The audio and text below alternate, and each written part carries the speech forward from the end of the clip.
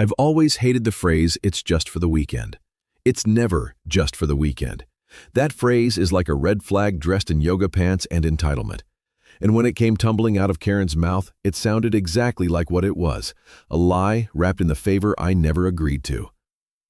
Let me paint the scene for you. I live in a quiet suburban neighborhood, dead-end street, 10 homes total, cookie-cutter driveways, and a homeowners association that likes to pretend it has teeth. My house is on the corner, with a slightly larger front lawn than the rest, which Karen, my newish neighbor, apparently took as a divine invitation to annex it. Now, I had met Karen 3 months earlier when she moved in across the street. Late 40s, platinum blonde with suspicious roots, always wearing oversized sunglasses like she was ducking paparazzi. She introduced herself with a plate of gluten-free cookies that tasted like drywall. I thanked her and tossed them into the trash the moment she left. I knew what she was. Every neighborhood has one. At first, it was harmless. Loud FaceTime calls on her porch, barking at her kids like she was ordering from a broken drive-through speaker, fake laughing way too loud at her own stories during her weekend wine benders. Fine. I'm not the street sheriff. Let people live. But then came the barbecue. Saturday morning, I step outside to grab my mail, and what do I see? A silver Nissan Altima, tires half on my lawn, half on the curb, a black Dodge Charger behind it, full on in the grass, bumper practically kissing my mailbox. I blink. I look again. My driveway? Empty. My lawn? A makeshift parking lot. I stand there for a solid 30 seconds. Not angry. Not yet. Just confused, like I'd walked into someone else's life. I head over across the street, dodging a rogue child hurling a water balloon, and knock on Karen's door. She opens it like she's been expecting me, wine glass already in hand even though it's barely noon. "Oh hey, what's up?" she chirps. I nod slowly. "Hey, quick question. Any idea whose cars those are on my lawn?" She blinks, as if surprised I even noticed. "Oh, yeah, that's just my sister and her boyfriend. They're here for the barbecue. Hope that's okay. It's just for the weekend." There it was. The phrase. Like it came preloaded into her vocabulary. It's just for the weekend. She said it with a smile that was 90% fake, 10% dare. I raised an eyebrow. "You know that's my property, right?" "Oh, I know, but you've got such a big lawn. And we didn't want to block the street. It gets so tight when people start parking everywhere. You get it, right?" I stared at her, waiting for the punchline. It didn't come. "So, you didn't think to ask first?" Karen sipped her wine, then shrugged. "I figured it'd be fine. You weren't using it." That's when I felt it, that tickle in the back of my throat. Not anger. Not yet. But something deeper. The sensation you get when someone tests your patience with such blind arrogance, it becomes art. This woman had turned audacity into a performance, and she expected applause. I gave a tight smile. "Right, okay." "Oh, and," she added, turning around as if this was a casual conversation about the weather, "a few more might show up later, just for today though, maybe tomorrow. You know how it is." Yeah, I know exactly how it is. I walked back home, stepped over the Charger's bumper like it was roadkill, and sat on my porch. I didn't say a word, just sipped my coffee and looked at those cars like they were tombstones. That was the moment I knew this wasn't going to be a chat with the neighbor kind of situation. This wasn't going to be solved with a friendly reminder or a stern note under the windshield wiper. Karen had made a mistake, a stupid, arrogant, wine-drenched mistake, and I was going to make sure she never made it again. I've always believed people show you exactly who they are when they think there won't be consequences, and Karen, she wasn't just showing, she was broadcasting it, loud, proud, and with a Sauvignon Blanc in her hand. But hey, if she thought parking her family reunion on my lawn was harmless, she was about to get a masterclass in cause and effect. Now, I'm not a confrontational guy. I don't yell, I don't argue, I don't even raise my voice unless someone's bleeding or there's fire involved. But I do have one habit that's stuck with me since my IT days. I document everything. Dates, times, details, every small thing that might seem pointless at first until it's not. So I started logging. 12:43 p.m. Karen's sister's boyfriend, in a tank top and sandals, throws a beer can into my hydrangeas. 1:17 p.m., a third car, a white Chevy Tahoe, backs up fully onto my lawn. Karen waves at me from across the street like this is some charming picnic. 1:58 p.m., one of the guests leans against my mailbox while smoking and flicks ash onto the grass. 2:11 p.m., child, likely Karen's niece or feral neighbor kid, tries to climb my porch railing. I give him the look. He runs. That's when I realized this wasn't just arrogance, it was invasion. See, I keep my lawn clean for a reason. It's my space, my rules. You don't just roll up uninvited and treat it like overflow parking for the dysfunctional Brady Bunch. So I went inside and started making calls. First, the city. Asked about property lines, public versus private, and what qualifies as trespassing when someone leaves a vehicle on your grass without permission. The lady on the phone sighed. Apparently I wasn't the first to ask, and confirmed what I already suspected. If it's on your property and not authorized, you can have it removed. Full stop. Even if it's just for the weekend? I asked. She chuckled. Doesn't matter if it's just for 5 minutes. Perfect. Next, I called a local towing company. Not one of those giant chains that take 2 hours to show up and charge a fortune. No, I called a guy named Ray. Ray runs a small towing outfit out of his garage and doesn't ask a lot of questions, just addresses and plate numbers. He showed up once to haul away my ex's junker when she left it in my driveway for 3 days after the breakup. Efficient, discreet, surgical. I texted him. Got 3 unauthorized vehicles on my lawn. You up for some weekend work? His reply came in less than 30 seconds. Always, send location plus pics. Done. I stepped out onto the porch, leaned casually on the railing, and started snapping photos of each car. License plates, angles, tires chewing up the grass. Karen's husband, who I hadn't seen before now, caught me mid-snap and gave me a wave. He looked like he hadn't said no to his wife since 2007. You good, buddy? He called out. I smiled. Oh yeah, just documenting the weekend memories. He laughed and went back inside. Now here's the part people don't realize. Towing isn't instant. It takes about 30 to 45 minutes for the truck to arrive, depending on traffic, which means I had just enough time to sit back, crack open a soda, and let the party get real comfortable. They kept coming. By 3 p.m., there were 5 cars parked partially or fully on my lawn. One of them even had the audacity to leave both driver's side tires dug deep into the soil like they were trying to plant them for spring. But I didn't rush. No, that would ruin the moment. At 3:17 p.m., I heard the low growl of a diesel engine and smiled without looking up. Ray had arrived. First car to go? The Charger.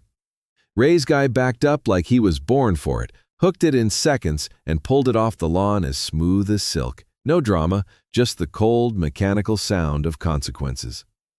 Second, the Tahoe.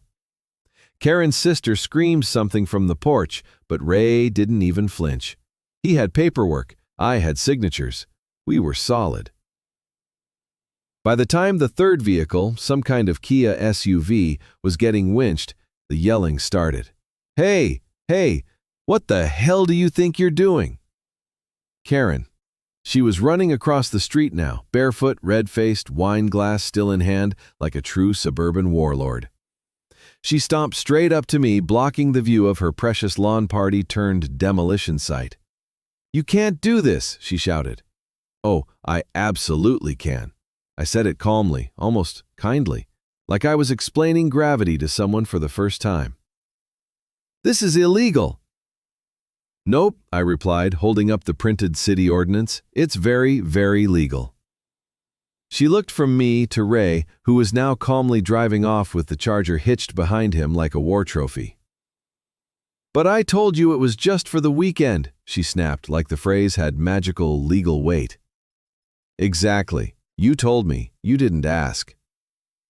And then, because I couldn't resist, I added, also, I wasn't using my bank account today, but I still wouldn't appreciate you helping yourself to it. She stood there, mouth open, but no words came out. That's the thing about people like Karen. They're used to getting away with things because most people won't call them out. They mistake silence for submission. But me? I just waited for Ray to return. We still had 2 more cars to go. Karen was still frozen on my lawn, barefoot and blinking like her brain had just rebooted mid-tantrum. Meanwhile, Ray returned for round 2, backing in with mechanical precision. He didn't say much, he rarely did, but the smirk he gave me as he hauled away the Tahoe was all I needed. Karen finally found her voice as the Kia's front wheels lifted off the grass. "You're going to regret this," she shouted, jabbing a finger in my direction like she was casting a hex. "I told you it was just temporary." I just sipped my soda and nodded thoughtfully. "Yeah, and I temporarily hired a tow company. Seems we both made weekend decisions." "You could have just talked to me," she barked. "I did." "When?" "This morning." "That wasn't a talk. That was a complaint." I smiled, leaned a little on the porch railing, and replied, "Well, this is my rebuttal." Karen stormed back across the street, nearly rolling her ankle in the process, still holding her wine glass like it was the holy grail of suburban justification. I watched her disappear into her house and slam the door hard enough to rattle the windows. Ray finished loading the Kia and gave me a nod. "You want me to take the Altima and the Corolla too?" I looked at the Altima. It was half on my lawn, half on the sidewalk, like it couldn't decide what kind of nuisance it wanted to be. The Corolla was worse. Both tires sunken into my front yard like some drunk teenager had tried to parallel park in a sandbox. "Yep," I said, "they've earned it." The neighbors started to notice by then. First Mrs. Lindill from 3 doors down, peering from behind her curtain like she was watching an episode of Suburbia's Most Wanted. Then the Jacksons next door stepped out, watching the show unfold with popcorn-level interest. Word spreads fast on a quiet street. The 4th car went up. No one came out to stop it. The 5th, that one stirred the hornet's nest. Midway through the hookup, Karen's husband emerged, finally, looking like he'd rather be anywhere else. Tall, tired, probably 2 glasses of Pinot away from surrendering his last shred of willpower. He jogged over awkwardly. Hey man, listen, can we just talk for a sec?" "Sure," I said, motioning toward my porch like I was hosting a podcast. "Talk away." He scratched the back of his neck.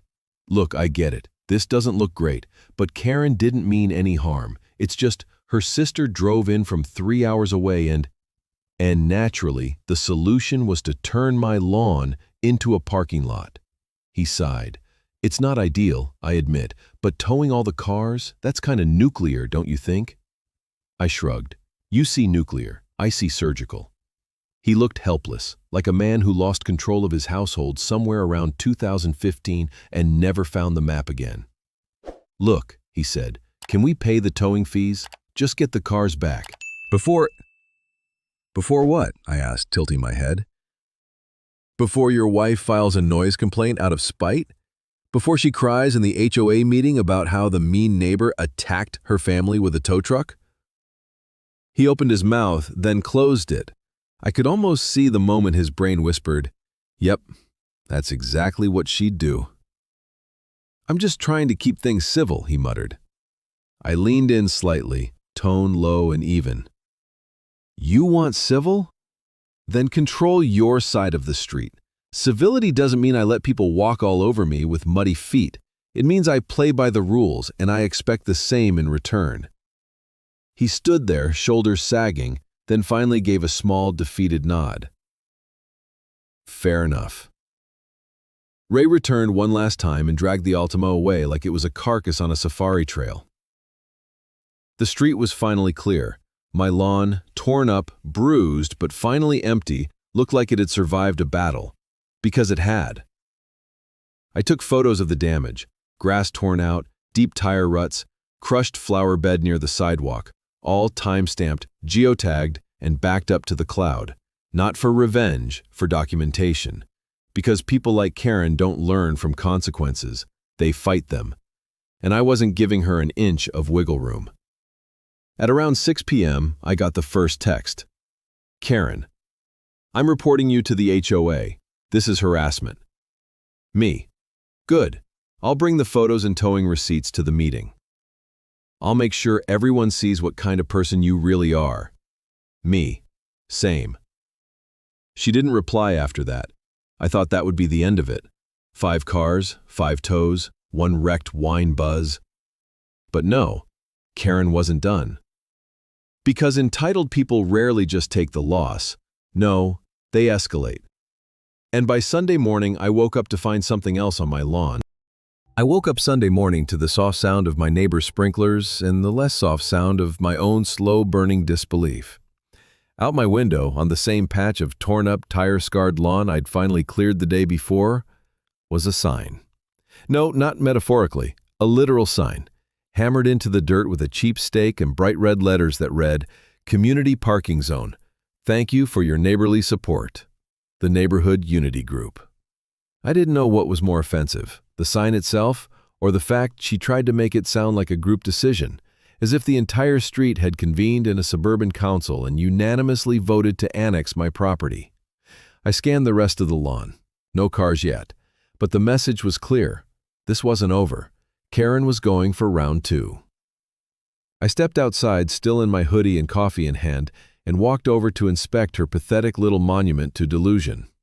Cheap laminated paper stapled onto a wooden board already curling at the corners. It didn't even have the decency to be printed straight. This wasn't a sign. It was a tantrum with font choices. Karen watched me from across the street. She didn't wave this time, just stood there, arms folded, mug in hand, like she was the queen of her own HOA kingdom, issuing decrees from her porch.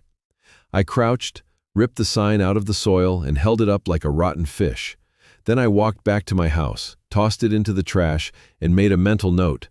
She wants a war of pettiness? Fine. But I don't fight petty. I fight smart. By noon, I had already sent an email to the HOA with a full report. Attached, photos of the cars parked illegally. Attached, city towing ordinance. Attached, repair quotes for the lawn damage. Attached, a photo of the community parking zone sign with timestamp. Subject line, property violation, ongoing harassment and damage by neighbor. No rant, no emotional outburst, just cold, organized escalation. Now, the HOA usually moves slower than a sloth on NyQuil, but this stirred something. At 3:42 p.m., I got a reply from the HOA president, Ron Matheson, 72, white polo, New Balance dad shoes, lives for meetings and bylaws. We'll be scheduling an emergency board session Tuesday evening to address these violations. Please be present to submit your full account. Rest assured, this is being taken seriously. Perfect. A spotlight. The one thing Karen hates more than being told no is being told no publicly. But I wasn't done. I had 2 more moves to play. The first one? Immediate lawn restoration. I didn't want to wait weeks while Karen used the damaged grass as justification for her absurd parking zone. So, I called a landscaping company, urgent request, willing to pay extra for weekend work. By 5 p.m., 2 guys were outside reseeding, leveling, and fixing the flower bed she'd indirectly flattened with her social circus. Karen watched it all happen with a kind of tight-lipped rage that can only come from watching someone clean up your mess without needing your help. I waved at her this time. She didn't wave back. The second move? Oh, that one was delicious. See, remember how I mentioned I used to work in IT? What I didn't mention is that before I quit corporate life, I also used to dabble in side gigs, setting up home networks, fixing security cams, that kind of thing. Well, it just so happens that a week prior to this madness, I'd installed a new outdoor camera system, motion detection, real-time cloud backup, night vision. Normally, I just used it to catch raccoons knocking over my trash bins. But now it was about to serve a higher purpose. Sunday night, around 11:34 p.m., I got an alert on my phone. Motion detected, front lawn. I tapped the live feed. There she was, Karen, in pajamas, creeping across my lawn. She looked both ways, like she was about to rob a liquor store, then knelt down and pulled something out of her hoodie pocket. Looked like a new version of the sign, thinner, maybe laminated. She hammered it in quick, slapped some tape around the base for good measure, and skittered back to her porch like a cartoon villain who thought she just pulled off the heist of the century. I smiled. Didn't even get up, just clipped the footage, saved it to my phone, and set my alarm a little earlier than usual. Monday morning, 6:45 a.m. I removed the new sign before most people even left for work. Then I printed a photo of Karen mid-sign hammer, laminated it, and taped that to the stake. Caption in bold. This property is not a parking lot, but thanks for the performance. It stayed up for exactly 2 hours before she came storming across the street again, ripping it out like it was radioactive. I didn't even go outside, just watched from my kitchen, eating eggs, humming to myself. But this wasn't about signs anymore. The HOA meeting was the next night, and Karen didn't know it yet, but she was walking into a trap. Tuesday night came with a heat wave and an air of expectation. HOA meetings are usually sleepy affairs, old men bickering about fence heights and overgrown bushes while someone brings store-bought cookies no one touches. But this one had tension in the air. Like people sense blood without knowing who was bleeding yet. I showed up 10 minutes early, not to be polite, just to pick the right seat. You don't want to be too close to the board or tucked away in the corner. No, you want a chair in the center row, one with line of sight to everyone. Visibility is power in rooms like these. Karen strolled in at exactly 7:01 p.m. Not late, just late enough to feel deliberate. She wore that smug, manufactured calm expression of someone who thinks showing up with a binder and a Starbucks cup makes her bulletproof. She gave me a glance, quick, tight, and then walked straight up to Ron Matheson, the HOA president. I watched their brief conversation. She pointed at me. Ron didn't smile. Good sign. Meeting started. First 15 minutes, standard nonsense. Drought policy, community garden budget, a complaint about someone's aggressively bright Halloween decorations, even though it's August. I waited, calm, silent, until Ron cleared his throat and flipped a page on his clipboard. We have one final item for this evening, a formal complaint filed by Mr. Taylor regarding repeated trespassing, property damage, and unauthorized parking on private lawn space by the occupants and guests of 114 Hillstone Drive. All heads turned.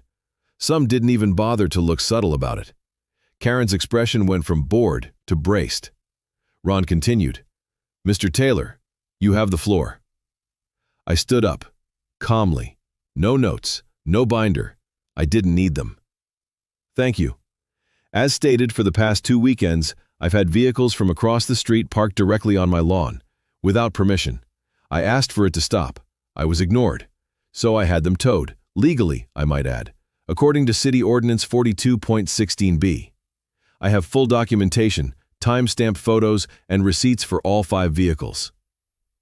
I clicked my phone, casting the images onto the room's shared screen. 5 cars, all angled wrong, tearing up grass, parked like they were drunk. Karen shifted in her seat. I kept going. I also have footage from Sunday night, showing a new sign being placed on my lawn without consent. For those curious, yes, it was her. Tap. Footage cued. Karen, pajamas, flashlight in hand, hammering away like a petty little groundhog. Chuckles rippled through the room. Someone whispered, "Jesus." Ron nodded slowly. "And the repair estimate for your lawn?" "Submitted and backed up. $460, not including flower bed replanting." Karen finally exploded. "This is insane. He's weaponizing the HOA to humiliate me. He didn't even talk to me before calling a damn tow truck." Permission to not be disrespected. She turned to the board. "Look, my family was visiting. It was 1 weekend. 2, I corrected. And you added signs." Ron looked to her.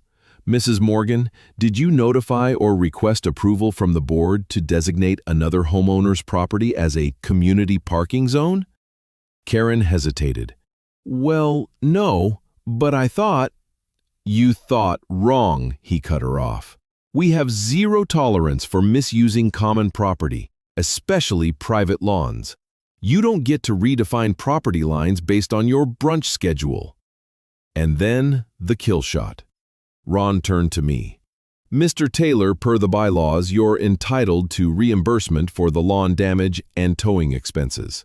We'll file a formal motion to have those fees levied against Mrs. Morgan's HOA account unless she settles directly within 10 days. Karen looked like she'd swallowed a lemon whole. You can't be serious. Ron raised an eyebrow.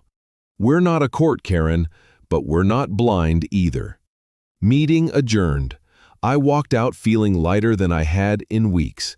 And you'd think the story ends there, right? It doesn't. Because 2 days later, I get a knock at the door. Karen's husband, same hunched posture, same exhausted face. Hey, just wanted to say I'm really sorry about all that. I covered the repair bill. And we're putting the house on the market next month. I paused. Because of the HOA thing. He gave a weak chuckle. No, because she's unbearable and this street finally stopped enabling her. I nodded. Fair enough. They moved out in 6 weeks. Lawn's fine now. Grass is healthy. Flowers came back strong. No more cars. No more signs. No more Karen. And now when someone tries to use the phrase, "It's just for the weekend," I smile, because I remember what it really means. I don't respect your boundaries. I'm just hoping you're too polite to stop me. And sometimes being polite is overrated.